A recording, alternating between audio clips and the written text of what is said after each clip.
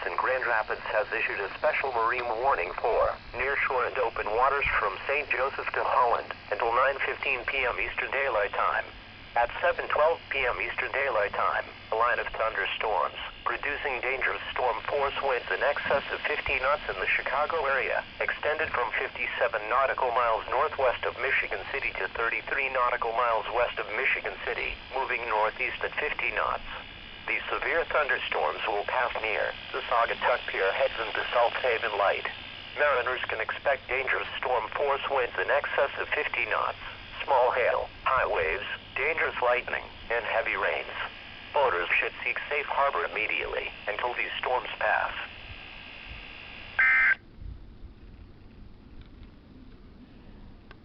This is the area where the...